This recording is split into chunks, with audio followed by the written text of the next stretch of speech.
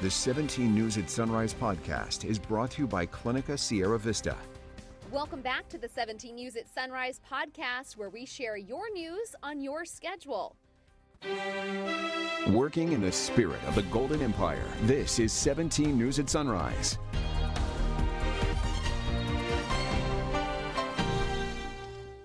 Good morning, everyone. It's 5 a.m. Thanks for waking up with us on a Wednesday. I'm Maddie Jansen alongside Alex Fisher. Your time now is 5:02, and now to your 17 Court Watch.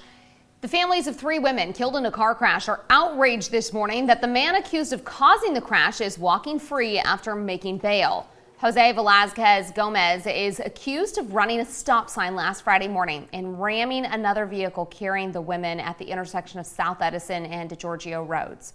Yesterday, he pleaded not guilty for the deaths of Yolanda Godinez, Gabina Santiago de Arias, and Darly Santiago. The victims' families had pushed for no bail for the suspect, but the judge set it at $150,000.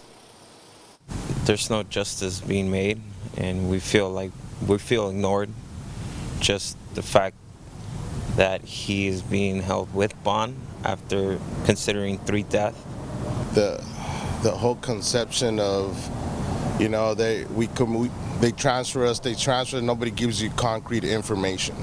And the fact that they're giving this gentleman a $150,000 bond, and he's walking like nothing happened. He doesn't even have a scratch, and he killed 3 people.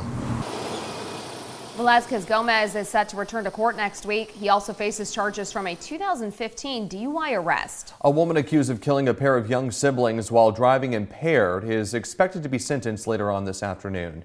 Lisa Kaur told investigators she took prescription medications before the crash 2 years ago on Panama Lane. Her car went over the sidewalk, hitting a pair of siblings, 19 and 10 years old. A dog was also hit and killed. Kaur entered no contest pleas to second-degree murder charges last month. She faces 15 years to life in prison. An appellate court has denied a petition from the Bakersfield Californian to overturn a Superior Court judge's ruling. And now one of the newspaper's reporters must turn over her notes to the defense attorneys for an accused murderer. A corrections counselor was shot and killed last year near the Target on Stockdale Highway. 2 men are charged with first-degree murder and attempted robbery. One of their former attorneys issued a subpoena for the notes a reporter took during her jailhouse interview, arguing the notes are extremely important. The paper's motion to quash the subpoena was denied. So now the newspaper has 2 options: comply with the order or appeal the ruling to the California Supreme Court. We have a traffic alert for you this morning. CHP expects a long-term lane closure on a portion of northbound I-5 in southern Kern County. CHP says a big rig and its trailer caught fire just before 3 o'clock this morning and quickly became engulfed in flames. This is right outside the outlets at Tejon. Right now, the left lane headed northbound, as well as the Laval Road off-ramp, are closed. They are expected to remain that way for a while as crews clean up the mess. But traffic heading southbound toward Los Angeles is not impacted this morning. And cleanup continues this morning after a fire broke out at an almond orchard in Shafter. Take a look at this incredible video. Firefighters say the blaze broke out near Shafter Avenue and Imperial Street. This happened Monday morning. When crews arrived, they discovered large piles of dead almond trees on fire. As almond trees reach the end of their productive life, they are uprooted for removal. No injuries were reported. The cause of this blaze is being investigated. A fire in East Bakersfield that destroyed 2 RVs has left a pair of siblings homeless. They say they're happy to be alive, but they're trying to find hope after suddenly losing everything. 17's Michaela Armstrong reports. We just kind of like rushed home, and then they already had the roads blocked off, and then we seen all the smoke and stuff, and then I was just hoping it wasn't my trailer, it was my sister's, but it was my trailer, it was mine. Kiana Walston is one of 2 sisters who own 2 mobile homes destroyed in a fire, leaving them with nothing. Walston says she had her trailer for 2 months and is shocked to see the damage. The cause of the fire is unknown, but she is heartbroken knowing some of her most precious items are gone. I just started crying because I lost everything. Like I had my kids' pictures and everything. I have this album I put together, like of all my kids' pictures and when they're grown up, and it's all gone.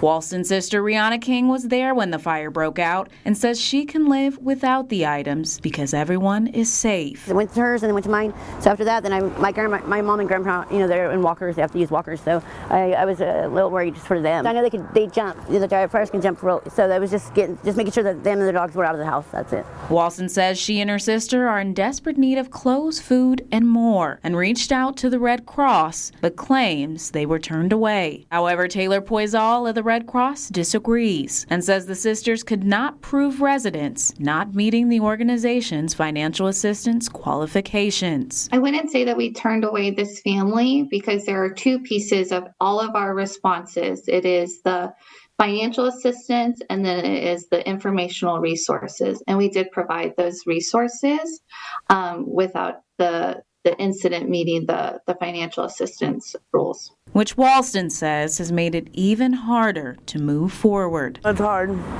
It's hard. It hurts. But I just got to start over, I guess. Michaela Armstrong, 17 News. Hello, this is Tim Callahan with Clinica Sierra Vista, and we're excited to unveil the Community Health Center of the Future, our comprehensive care center. It's located right across the street from Memorial Hospital. We have every service under one roof, from family medicine, OBGYN care, dental services for adults and children, behavioral health, and much more. So find your way to better care at Clinica Sierra Vista this year at our comprehensive care center. Visit our website, clinicasierravista.org, for the latest on this project. We'll see you soon. 17 News follow-ups this morning. Time change, and so do sometimes neon signs. Old River Grill purchased Milt's Coffee Shop a year ago. This week, the new owner took care of one final symbolic detail. With the addition of Old River Grill signage, the restaurant's name has officially changed.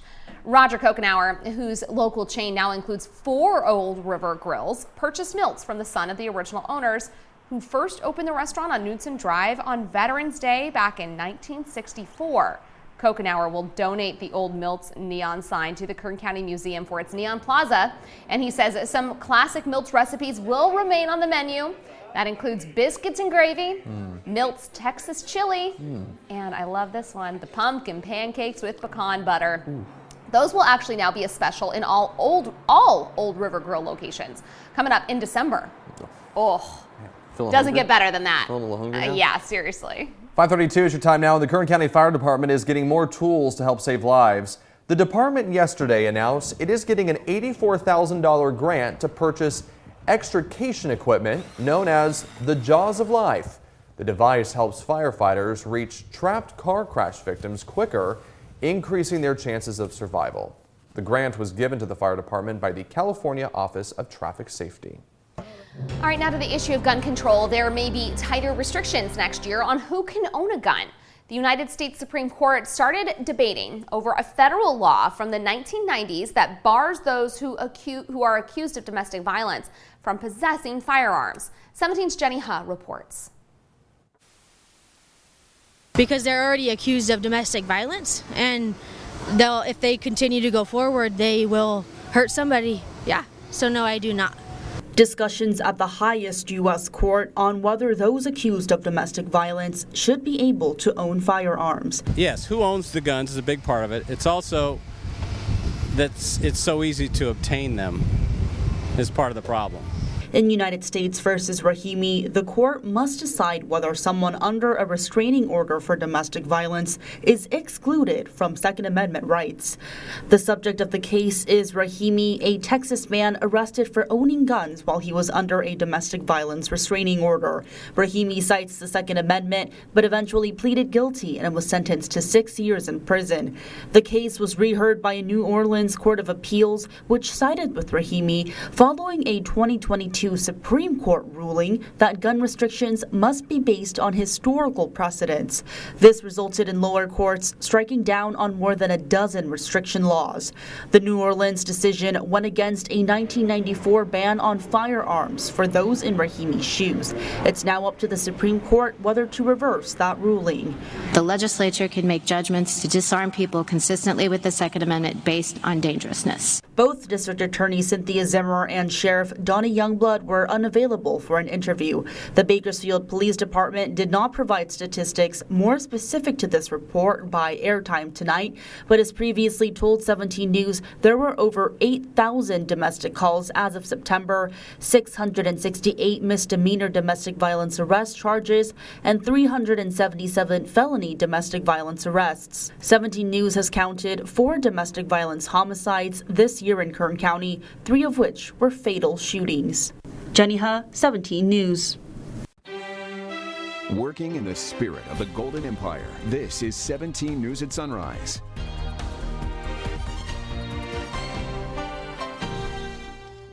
The 17 News at Sunrise podcast is a production of KGET and Nexstar Media Group.